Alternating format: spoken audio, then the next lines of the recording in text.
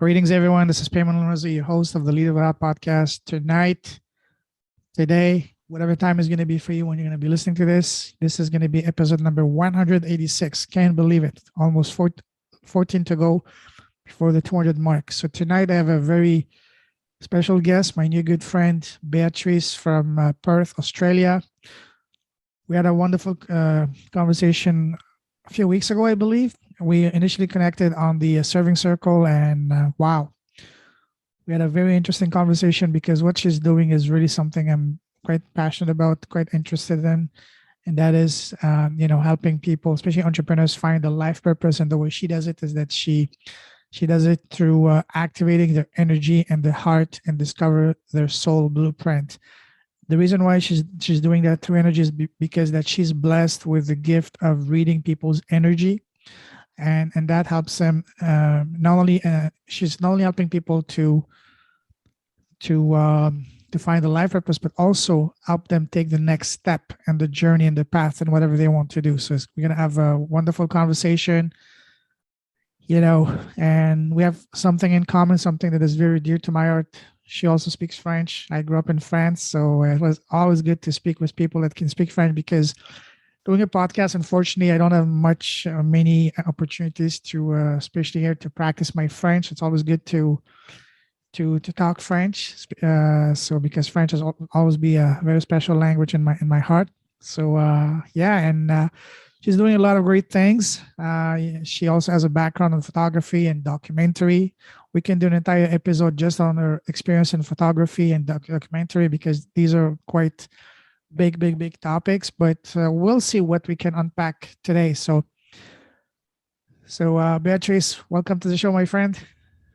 Bonjour, Payman. Bonjour. Hi, everybody. It's lovely to be here. Thank you so much for inviting me. Pleasure is all mine, as we say. Pleasure is all mine, and I really mean it. So I'm looking forward to this, because it's going to be a good one. So I don't know if you remember last time when we talked, I mentioned that the types of conversations I like to have on my podcast is I'd like to have a look under the hood, so to speak, to see what's in your heart, to have a heart-to-heart conversation, hence the name Leaders with a Heart. Because myself and my audience, they want to know first and foremost, who's the person, who's Beatrice as a person, human being, before the title, before the professional achievement. So this is what we're going to talk about mostly in this podcast. So for people who don't know you, tell us, we're going to talk about your business later.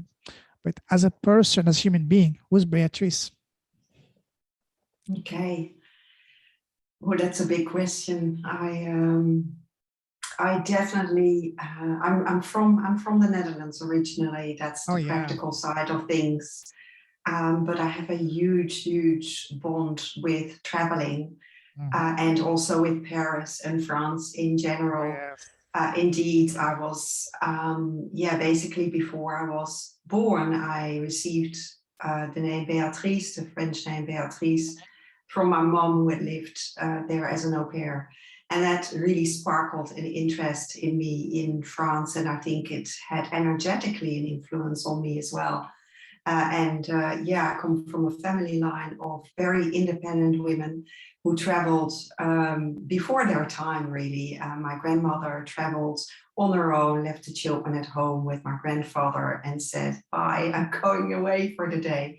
So that's really in my genes. And talking about from the heart, I do everything from the heart. And I've been encouraged from an early childhood to do everything from the heart. So I've been very blessed with that, that upbringing and basic knowledge of knowing that the heart is more intelligent than the head.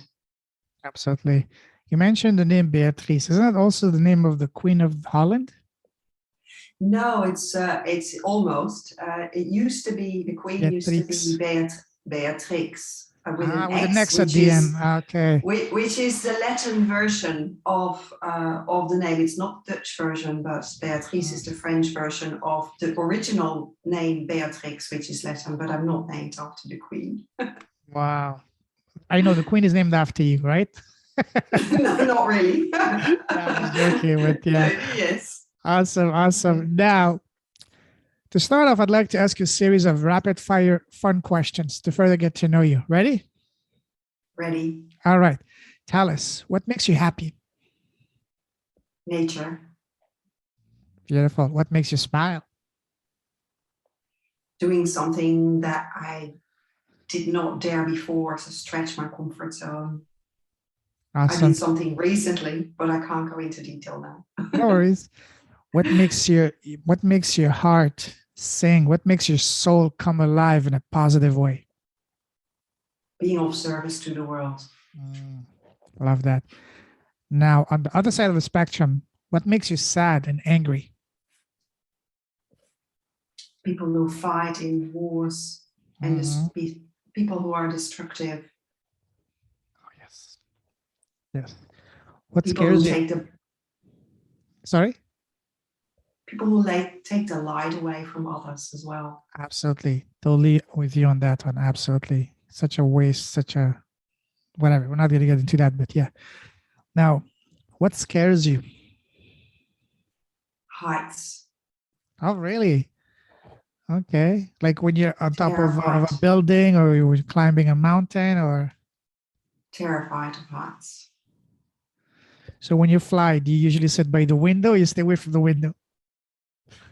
I like to look out of the window. When I'm in the sky, it's not so bad. It's more Okay. the landing and Oh, yeah. descending, but it's more when I see the fall, like on top of a mountain or like a fall, a big drop. Yeah, absolutely.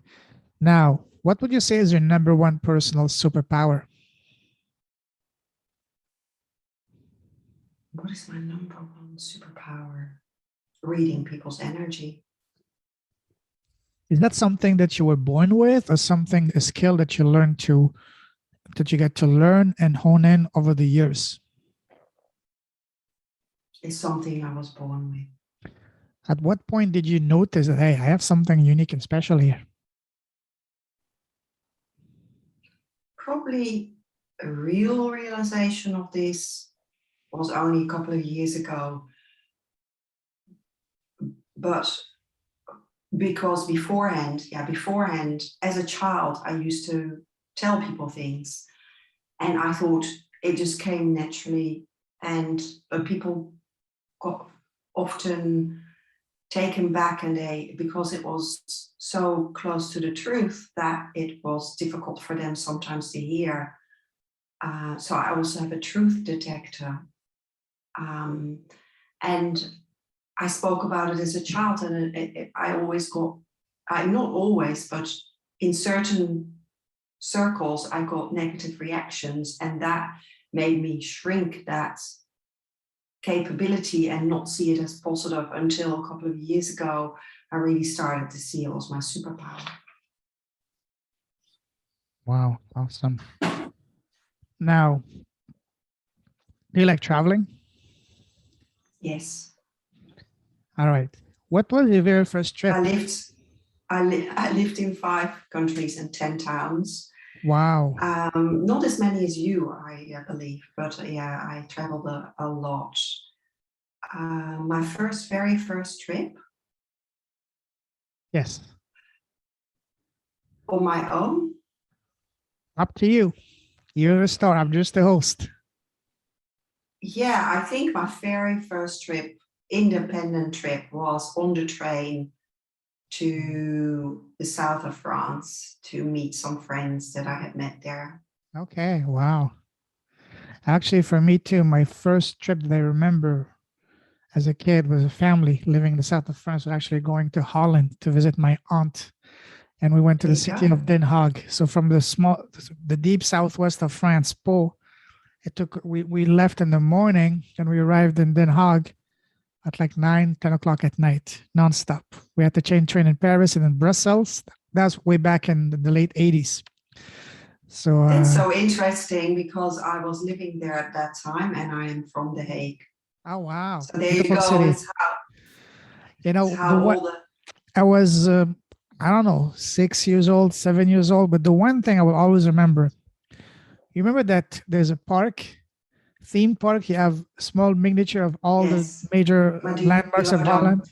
What is it called? Madurodam. It's called Madurodam. Oh, wow. Is it still there now? Yes. Oh wow, that's the first place I will go once I get back to Holland because that I will always remember that place. Yeah, it's funny. It's Mm. nice. Wow, yeah, I remember. I really had a good time there. Yes. Yeah. Now, I was probably studying photography at the time in oh The Hague. wow, we're gonna talk about that in a moment. Yeah, photography. Now, let me take you down a different type of traveling, down memory line. Go back to when you were a young girl growing up. What was your relationship with school? Did you love school or hate school as a kid? I loved learning, Mhm. but I was feeling out of place and Okay. unsafe. Why was that? Was it the teachers, or you just felt not interested in what they were teaching you, or? It was because my world was so much bigger than most people. I think Mm. I just had such imagination and it was not recognized. I had to Yeah, some extent the same issue because I was always bored in class. I was always in my own yeah, dreams and all that. Yes. Wow. that's right. And I felt really unsafe. I felt not fitting in with other children. Was that like this from grade one or from a certain uh, level in school? Uh, it was it was when I maybe from when I was about 7 or 8 years old. Mhm. I did always find people I connected with from the heart. So I always gathered friends. I was not like I wasn't without anybody, but I always would find places where I would feel safe. So I would have one friend that I would spend my time with. Or when I was in primary school, I used to go and read for the smaller kids. So I would be away from the crowd and be able to do something I loved. And that was allowed by one of the teachers. So I was able to read to the smaller kids in my breaks. Wow. That was a blessing. Yes, indeed. What was your favorite subject in school? Probably biology. Yeah, That was nature. because of the teacher Yes. and nature and everything. It's really, really interesting because the role that teachers can play can be really big, especially at a young age. I always remember I used to be in the first few classes levels. I used to be very good at math, and then at one time I had a teacher that completely turned me off from math, and as a result of that, I completely lost any interest in math. It's so common, so common. Mhm. I used to teach French for a couple of years, and I had so many students that hated French, and I just managed to turn it around to teach them French in a much more fun way and Mhm. not focus so much on that you had to spell it right. Yes. Just to get them out of their comfort zone and to teach them how Yeah. to have fun with it and to communicate as a tool of communication, basically. That's what a language is. And I think that every subject, like math or any subject, has something that you can make it interesting. And for me, biology was super interesting because the way the teacher was just explaining about how everything was interrelated, that just fascinated me. Speaking of French, what made you choose French in school instead of any of the other languages like German or English or Spanish or whatever other language, Italian? Why French?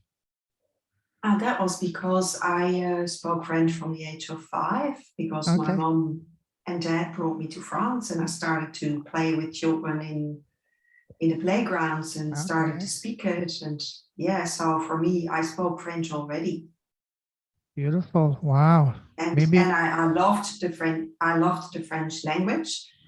For instance, German, I just couldn't pronounce it as well. And it's very strange for a Dutch person Yeah. because German is much closer to Dutch. But Yes. for me to pronounce German, it was just something with my throat. I couldn't do it. And French is more in the mouth, and it was just easier for me. So it was also a natural, I think, maybe a natural genetic thing that it made it easier for me to speak French. I'm not sure, and I love the sound of French. It's just like it sounded like a song to me and a poem.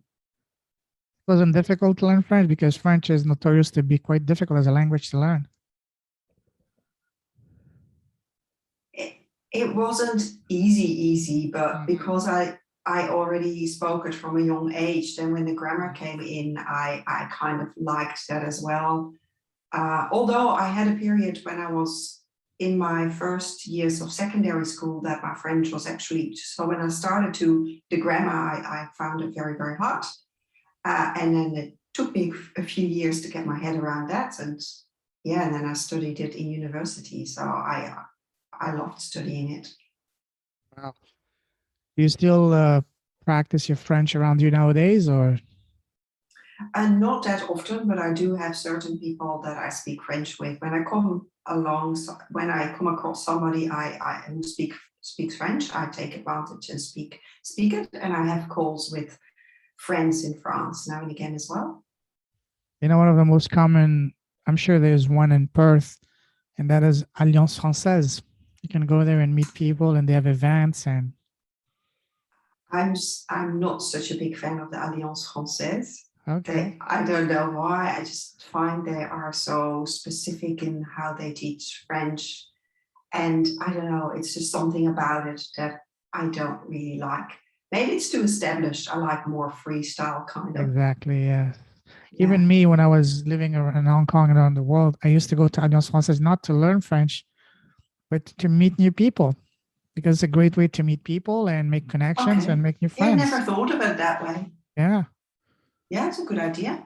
yeah, exactly. And also in the meantime, because living in Hong Kong, you know, even though there's a big community of French people, it's always good to meet, because French is spoken around the world. So to meet people that from other countries that speak still French. That's right. But I always met people anyway. I think it's something that has happened all my life that I really find it very easy to find people that I relate with, and also through coincidences. So because I follow my heart so much, I always go to the right spots, and I find always everywhere people that I like to talk with. Absolutely. So Yeah. I just didn't feel the need, but I understand what you mean. Yeah. Wow. Fascinating conversation. Let's go back to one more question about school. What was the one subject you did not like at all in school? Physics. You were not into numbers and science and all that? Yeah, it was too scientific for me. Okay. Now, let's move forward. What was your very first job? Working in McDonald's. In Holland? Yes. Wow. In my hometown. In Den Haag? No, I was brought up about 30 minutes away from Den Haag, and it was in a smaller town, and I actually really loved working in McDonald's because there was a new one opening up.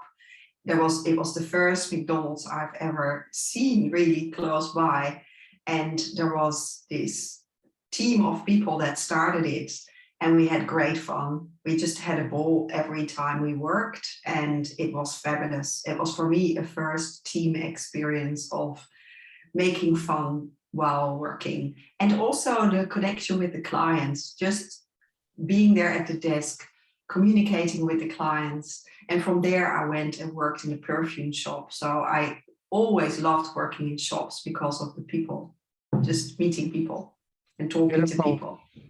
That's a great segue now. Let's talk about your path from the moment you left school to now. How would you describe it? Would you say it was pretty much straightforward, smooth sailing once you get into one lane? Or was it more like a turns and twists, like a roller coaster? It was turns and twists. Isn't it more fun that way? Probably. Yeah. So tell us about your path a little bit. My past? Your path from the moment you left school to now. Where did you Oh, my your life? path, yeah.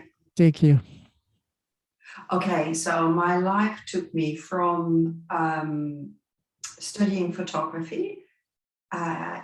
Studying photography because as a child I was in. My dad. I have a very strong relationship with my dad. He taught me how to how you call it in English, do work in the dark room and print photos and things like that. Develop the So photos, I yes. developed the photos. So Yeah. I went to school for photography. I loved drawing as well. So I went to art school basically and studied photography. So that was my first path. Then I went and I studied a hell of a lot. I went to Amsterdam, studied journalism, so I studied writing, and I also studied French, cultural studies. And from that, I started to travel. So during my studies, I started to travel. So I lived in Paris, worked in the Musée d'Orsay. Wow. At the top floor of the Musée d'Orsay, had a look over the Seine. I was really indulging myself in French life, having wine at lunchtime and going to museums because I had a free pass. I lived in the Marais, around the corner from the Picasso Museum. I loved living in Paris. This is living the life. Wow. I was living the life, and I loved being in the metro, and I was looking around in the metro and thinking, why are all those people so sad? Because they were commuting back and forward to work and they were bored, but I was so excited. So that was my first trip. And from there, I came back to Amsterdam, and then I decided that I was going to write my thesis about something where I could combine cultural studies and French. So I went to Tunis, and I lived in North Africa and lived there with a family. And with that family, I learned some Arabic. Their smallest daughter was interacting, brought me food.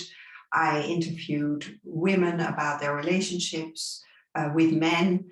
I was just also really, really indulging in that life there. It wasn't an easy trip, but it was a very interesting trip, and I absolutely loved it. And then I came back to Amsterdam again. And then when I finished my studies, a friend called me on the phone from Dublin and said, would you like to swap houses with my boyfriend, because I'm breaking up with him and I know you love traveling, so would you like to come to Dublin and he can live in your house and you can live with me? I said, yeah, why not? I said, that's fine. I was very excited I could travel again, and I went to Dublin, and that's where I met my husband eventually. And back and forward, I stayed there for 13 years. Ireland is really part of my, was part of my journey as a healing journey. That's where I was going through a healing journey. Ireland is a very spiritual place, very spiritually charged. Mystical. Oh, yes. Yes. Wow. Your life has been amazing. I mean, each of these, as I was listening to you, can be an entire podcast, even starting your own podcast, even a book, because there's so much I'm sure you can share on those experiences. Wow. So you mentioned something. Thank you. Very welcome. You mentioned something that got my attention. You said living in Tunis, in Tunisia, while interesting, was not easy. Why was it not easy? It wasn't easy because I did it in a very spontaneous way to start with. So I said to my mom and dad, I'm going to Tunis. I didn't know where I was going to stay. So I packed my work bag and left. And you have to realize this was not in the early 90s. It was in 97. So at the time, it was not that common even in that time, it wasn't as common for females to travel on their own as it is now. So forget females, even for men, was it common to go to North Africa? No, it probably wasn't. No, yeah. The reason why I went was because I had been there on a holiday. And on that holiday, the only people I met were men. And I thought, where's the other half of the population? I just couldn't see them. And that really intrigued me. So that's why I wanted to meet the other half of the population and know what their stories were. That's why I went back. And yes, I went without preparing anything. So I found my home there through the papers, but I was also misled by a lot of people at the start. It was just, I really needed to develop my intuition very strongly to be safe. It wasn't easy in that way. Yeah. And I was saved a few times as well by really nice men. So they're not only, there was very nice men that actually saved me and brought me to their mother's house or their sister's house because they felt I was too lonely and struggling too much. So that was really lovely. How long did you spend in Tunis? 6 months. Wow. What was the one thing that you loved the most about your experience in Tunis? A wedding, probably the wedding I attended. Oh, yes. Oh, yes. Yes. The dancing at the wedding. Oh, yes. And the food is not too shabby neither. Oh, the food. I should have said that. I remember when we first moved to one of the apartments we were living when I was a young boy. And the building we were living, the neighbors just above us, they were from Tunisia and they had a Tunisian restaurant in town. So the first night, around 9 o'clock, we hear a knock on the door. Who's that? We didn't know anyone in the area. It was actually the wife of the above. They came with a big platter of food from the restaurant. And then almost once a week, they would bring us amazing food. And I'm not talking about leftovers. I mean, real fresh food. It was unbelievable. The hospitality and the kindness and wow. The hospitality is absolutely amazing. Yes. I was brought food every day. I had a little unit next to their house and a courtyard, but they kept bringing me food and it was so delicious and so wholesome. And I just thought those people have a huge heart, really, really big heart. And I have a very similar experience. I love food as well. I'm a real foodie and specifically food from all over the world. Oh, yes. So we had neighbors who were from Indonesia. Because in Holland, of course, you have a lot of people from Indonesia because of the colonization history. Yes. And we had neighbors from Indonesia right next door. And those people as well, when they had a party or something, food they is would amazing. bring us Yes. tons of food. And I just loved it as a child. I was just thought, this is heaven. Why are we eating potatoes and vegetables? Absolutely. No, Indonesian food is amazing. When I was living in Hong Kong, I met a lot of friends from Indonesia, and each time they had food, it was not only a feast for the stomach, but also a feast for the eyes, because I love the presentation. They put it on what is it? Palm tree leaves, so beautiful and all nice. It's like a feast for the eyes. Feast for the senses. Oh, yes. For all of the senses. Oh, yes. I love the social part of food. Oh, yes. For me, social part is the best. Food is one of the greatest universal connector, just like coffee or a cigarette. Hey, let's grab a coffee. Let's come have a dinner or lunch. This is what's so powerful about food. Yeah, wow. Now, you mentioned a few countries. Now, let's see. So you mentioned you lived in what? 5 cities? No, 10. I lived in 10 towns and 5 countries. Okay, wow. What are some of the others? You mentioned Tunis, you mentioned Dublin. So we had Ireland, France, Tunisia, Holland, and Australia. Wow. What took you to Australia? That was my beloved. I met him in Ireland. He's born Irish and grew up in Australia. And we met in Ireland 22 years ago. Mm-hmm. And when we met, I came and visited him in Australia. I basically packed my boxes and said, here I am. I was just really happy to move again. But it was so difficult with immigration. So we moved back he wanted to go to the Netherlands. He really wanted to get to know my culture, have an experience abroad. We lived in Ireland together, and at some stage he was very homesick for his homeland. And he wanted to go back to Australia. Probably partially, but also what he really missed was the old energy of Australia.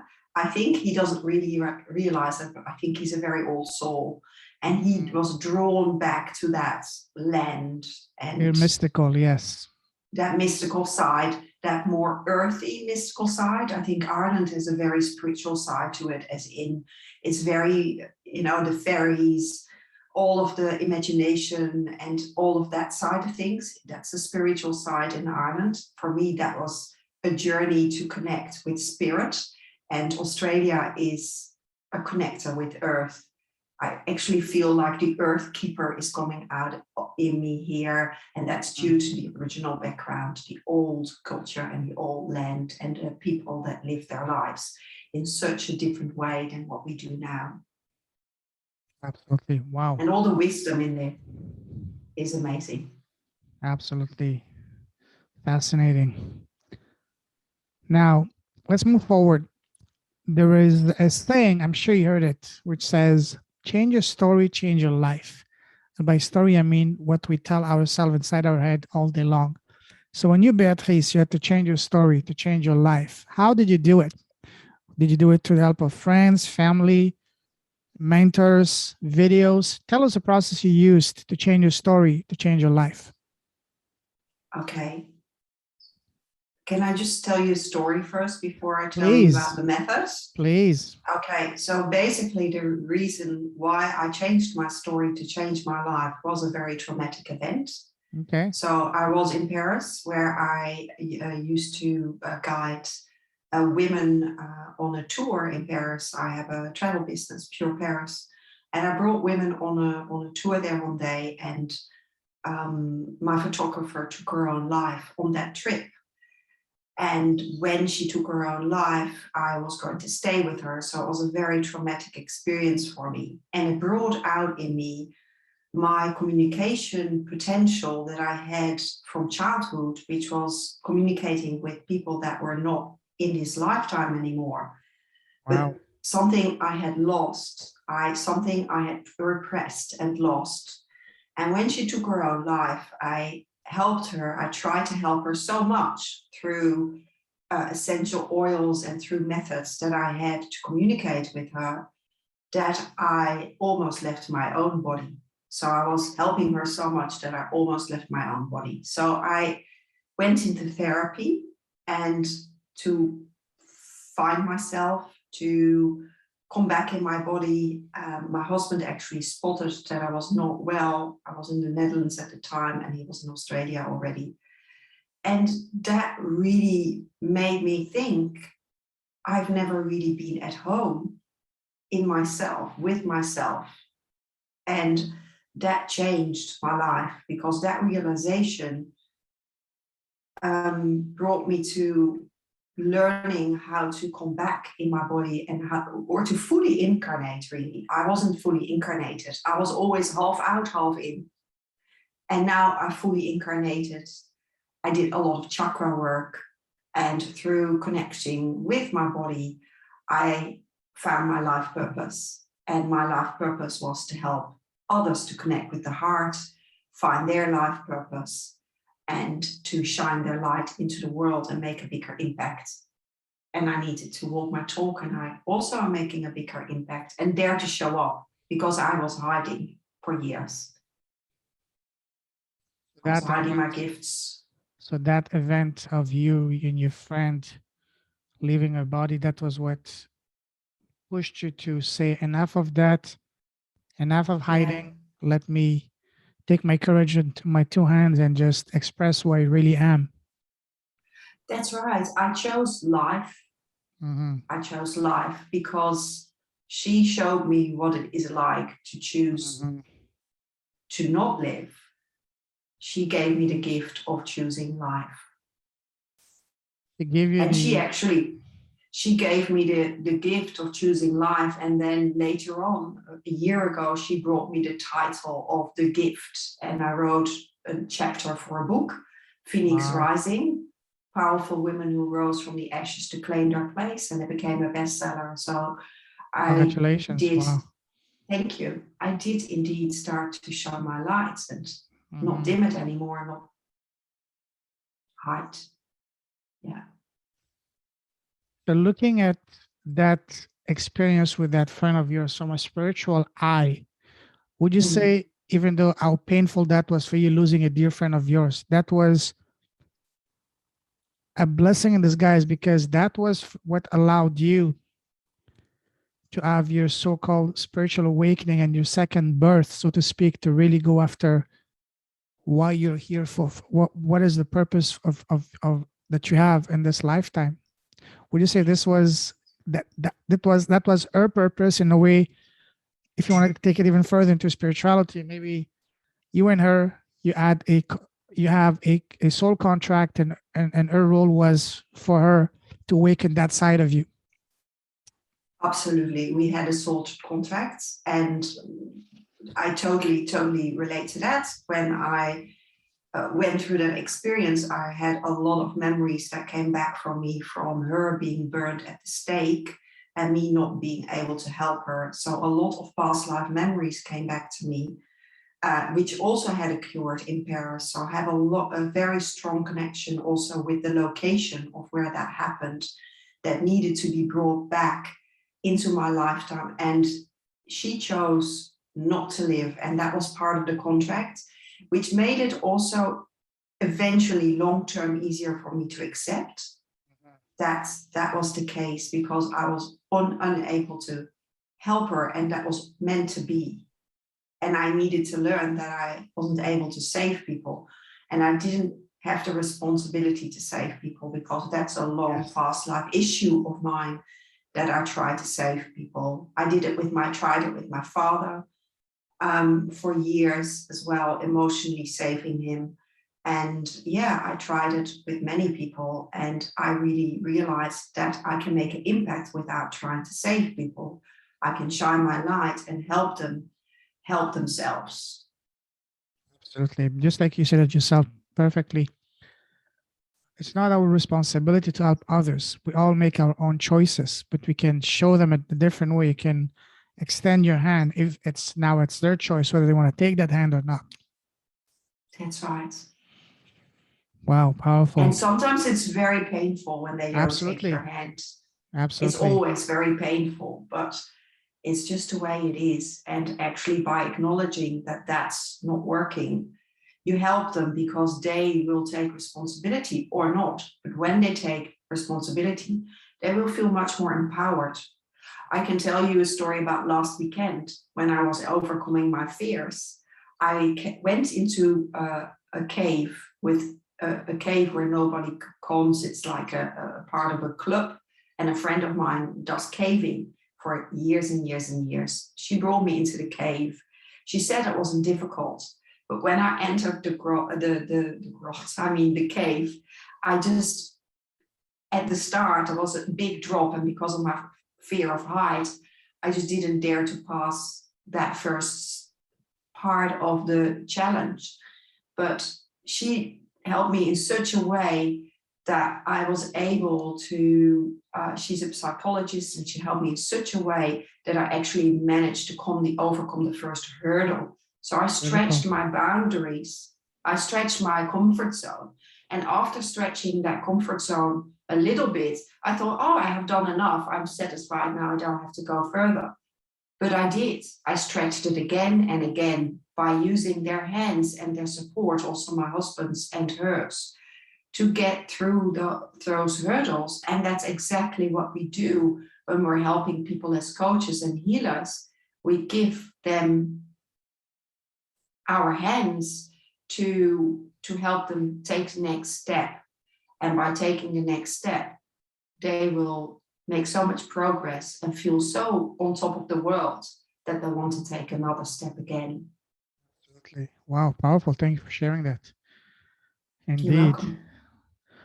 Let's move forward now. Let's talk about the beautiful impact you're having in the world. Tell us about your business and all the good stuff you're doing out there.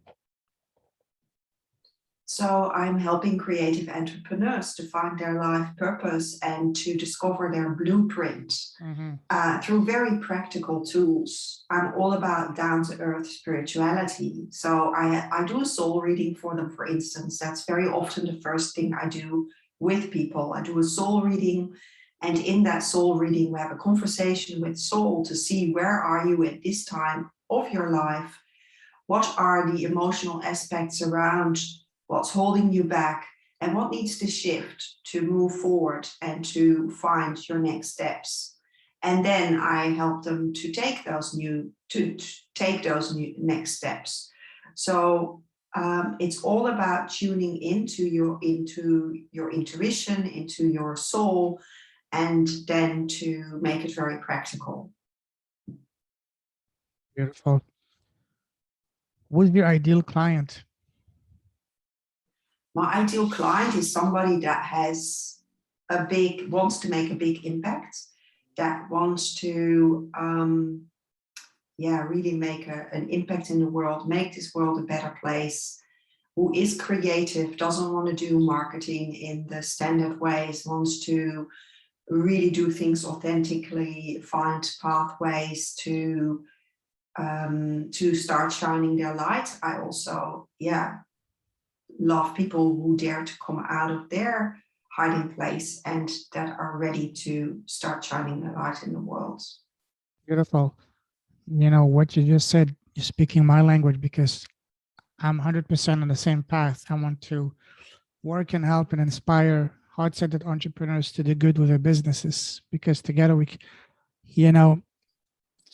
I said, I was never good in math, but I always understood that 1 + 1 and the real world is not just 2, but 11. When two people with the same mindset and goal come together, it exponentially explodes. So me and you talking, you sharing your story, if we can inspire just one entrepreneur to do good with their business and they go on to help someone else and so on and so forth, then together we can create a global, unstoppable ripple effect that's going to change the frequency, vibration, energy of this planet towards a more positive direction.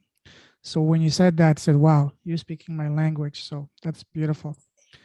Absolutely, totally agree. I think it's the ripple effect, and it's also the ripple effect that gives you so much satisfaction in doing what you do, because you don't only see the people that take the steps to create a better world and create a better life for themselves, but you also see the effect it has on other people, indeed. And talking about the ripple effect in the world, it is energetically really working that way. That's what's happening.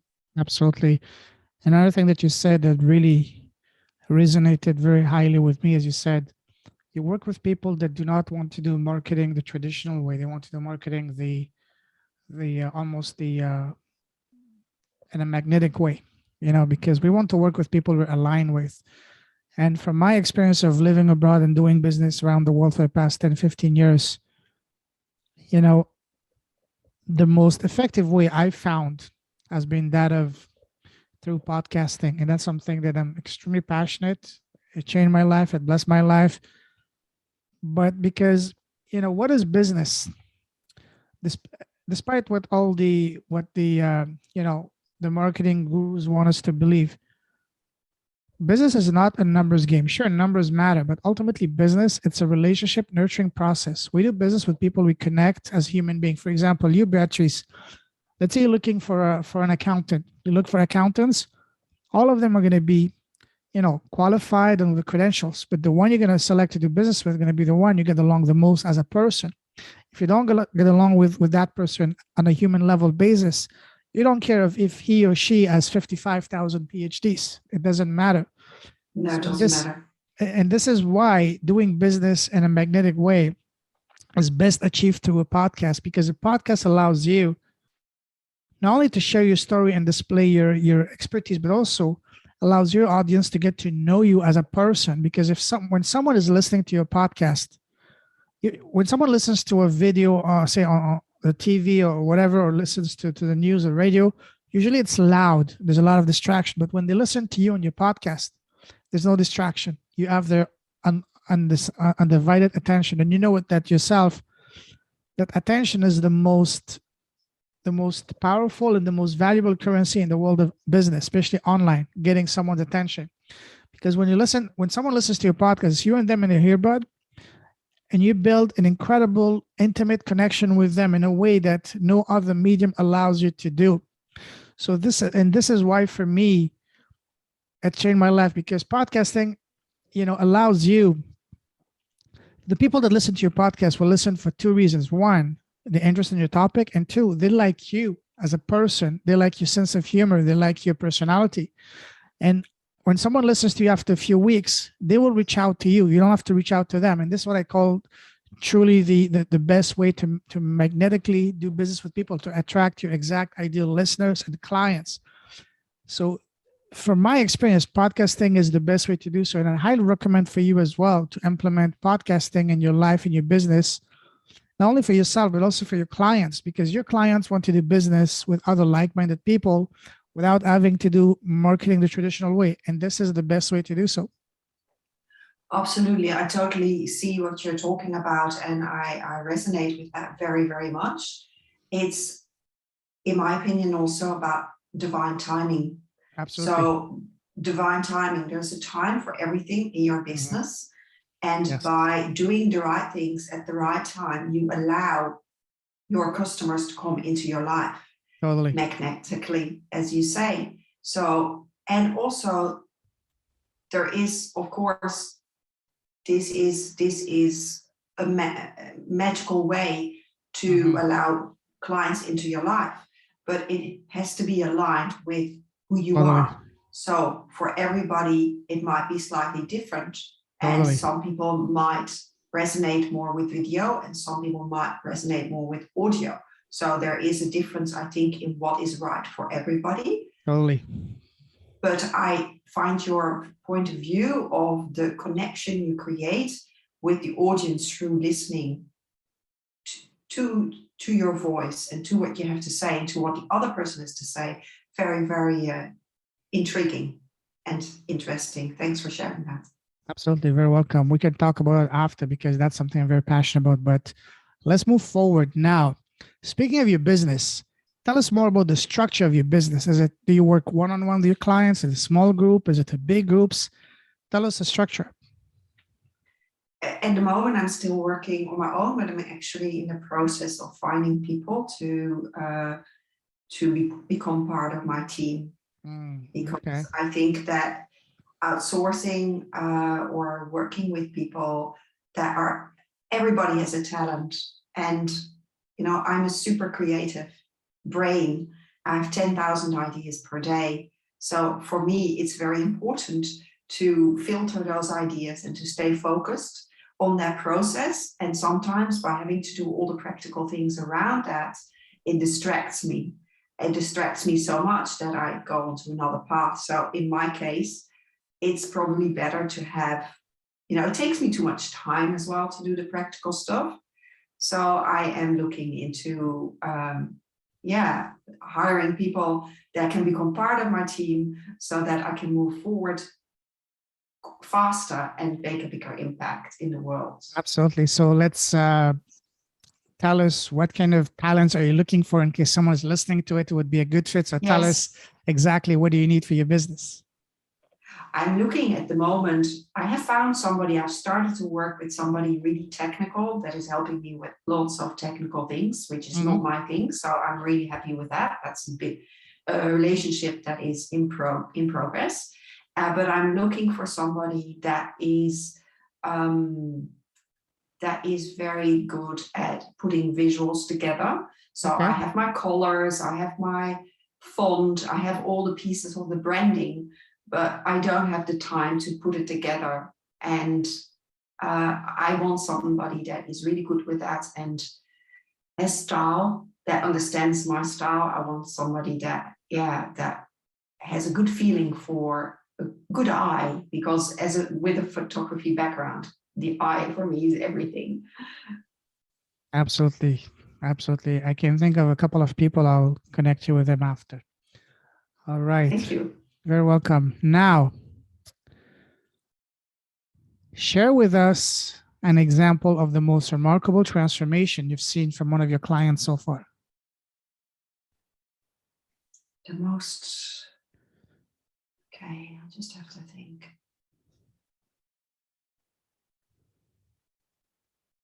I can talk about lots of different clients in many different ways. But what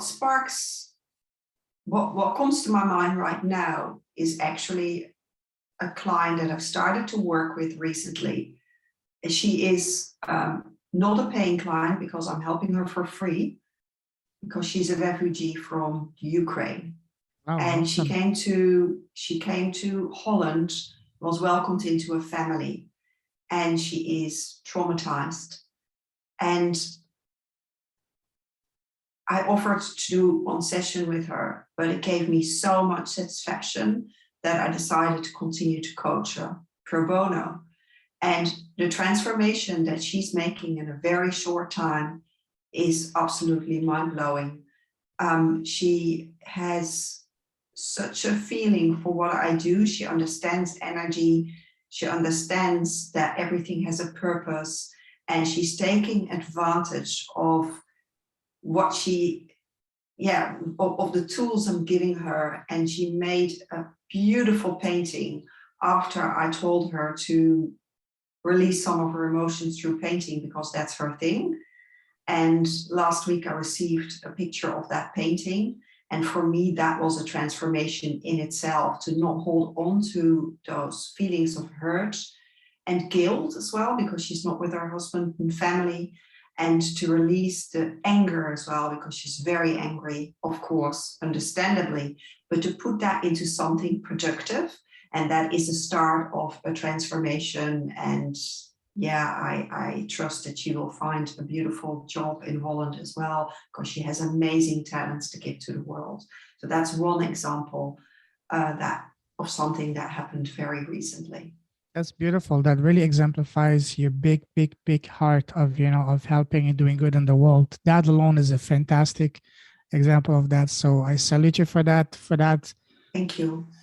And very welcome. And many other things. I can see you're a true leader with a heart. So keep doing that. This is amazing. This is how together, changing the world doesn't mean that you have to do something that's going to be earth shattering. It can be just helping someone that needs it right now. It doesn't have to be in terms of money. It can be, mentoring someone. It can be providing hope to someone that needs it. And it can be just being, civilized, being polite, being kind to someone that needs it. Because absolutely, and life is funny. We can all be in that position. It can happen to all of us. So yeah, absolutely. Right. Sorry, go ahead. Yeah. No, that's exactly it. And I also think that sometimes we think we need something, and then we need something else, and that's so important, to be seen and acknowledged and be helped in a way that lifts your vibration basically again, so that you can deal with life. So this is just an example, but of course I'm rambling now. No, it's beautiful. Going to end it. No, I agree with you totally, absolutely. Because life is like a wheel. One day you're at the top, the next day at the bottom. It can happen to all of us. So that's why when we're at the top, let's not get cocky. And when you're at the bottom, let's not get hopeless, because, just like the song, nothing lasts forever. It's not called the wheel of life for nothing. Absolutely. So yes, absolutely love what you did. That's one of the most beautiful examples I've had people share on the podcast. So as we say in French, chapeau. Merci beaucoup. Pas de souci. All right, now let's move forward. I can talk to you for hours. Such a pleasure to talk to you, but let's start wrapping things off. Now, to finish off, I'd like to ask you about something about what is the topic of this podcast, which is a cause. And you just briefly mentioned that. For you, Beatrice, what would you say is a cause that you're deeply passionate about? the earth, the healing of the earth. Oh, yes. Oh, yes. Because I think we humans have made a big mess of Oh, things. yes. And people need to recognize that this big mess is not going to go away until we change and start caring for the planet as much as we care for ourselves. And I keep meeting people that are big into climate change. And actually another example of somebody that I really helped and makes an impact is a friend of mine wanted to find a life purpose. So I helped her professionally. And she is now working with her husband. She thought she didn't know what her life purpose was, but her life purpose was right underneath her nose. Her life purpose was to help her husband, who wants to invest 40 million Australian dollars into climate change. He's a very rich businessman, and together they are doing that, and that makes a huge impact. So that ripple effect from helping her find her life purpose has exploded into this good for the planet. And this is also something I love. I love helping people that want to do good for the planet. Absolutely. Wow. Powerful. God bless these people, because, you know, at least for now, we only have one home, and that is our planet. If we don't take care of our home, before long, we won't have any home left to live in. Maybe not for us, but for our children and children, they won't have any home to live in. And then it's going to get really, really difficult, Yes. and yeah, dangerous. and we don't have that much time anymore. No, I believe we have about 10 years to change it around. Yeah. It's going to be a very short period that we have to change our ways. Speaking of changes, let's say that today you were elected the queen of the world, for example, and you could change something to make the environment better. What is the number one thing you would change? I would ask people to become vegetarian. Oh, that's powerful. I've been vegetarian for a couple of years. My husband has been a vegetarian for longer. And when you become a vegetarian, you actually become much more sensitive, because, it's something that takes away our sensitivity eating animal. Especially the way they are killed in farms. It's not like before the animals were raised in the farm and treated humanly. Now it's like that's put in a cage and not even have any space to move. It's really That's horrible. right.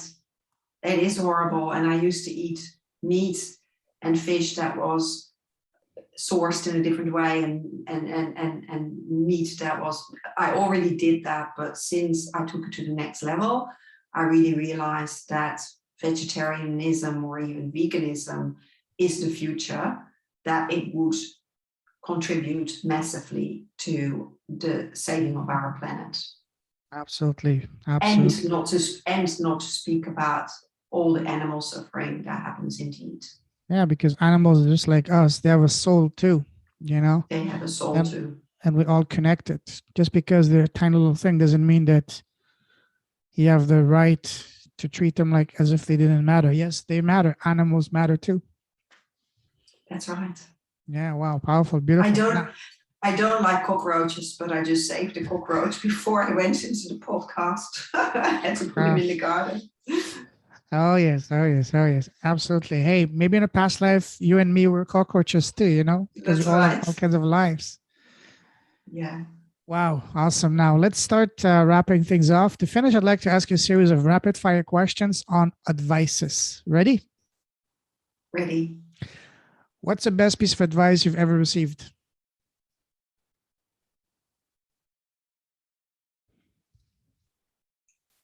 Embrace your gifts again.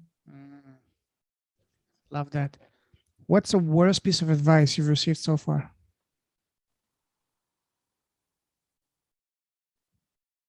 Doing marketing in the standard way. Yes. I've been a business owner for quite some time because I have my travel business, and that's how I started off trying to do it in the traditional way, and I wasted a lot of money. Yes, Didn't indeed. work. Yes. Speaking of traveling, imagine that now you were blessed with a time machine. You can go back in time and sit face to face with the 18-year-old Beatrice. What's the number one piece of advice you would give to her, knowing all that you know now? Stop hiding you're perfect as you are. Oh, yes. Powerful. Love that. Now, do you have your own podcast yet? No. What's the number one reason that you haven't started your podcast yet? And then I'm creating a course and you can't do everything at the same time. And also probably technical obstacles that are always in the way for me. Yes, these are the two big. When I ask people on my podcast, do you have your own podcast? Those that say no, the three most common reasons: one, I don't have the time; two, I'm not a techie; and three, I don't know how or where to start. So, yes, absolutely. Now, imagine that you had a podcast and today you're interviewing the most special person in the world, which is yourself. What's the number one question you want to ask yourself? Don't think too much. What's the first question that comes to your mind? Where do you want to be in 10 years' time? What's your answer? I want to speak in front of an audience and make a much bigger impact and make this world a better place. How big do you want your audience to be? Thousands of people. In a stadium? Maybe not so much a stadium, somehow. See more, strangely enough, I see more an enclosed space. Beautiful. Hey, if you believe it, you can have it. And I know you're on the right path. Awesome. Now, the last question I will ask you, and that's my favorite question. What's the smallest thing you've done in your life that has had the biggest positive impact on both your life and your business? And by small, I don't mean something small. I mean one thing. Like for me, for example, it's been starting my podcast. What about you, Beatrice?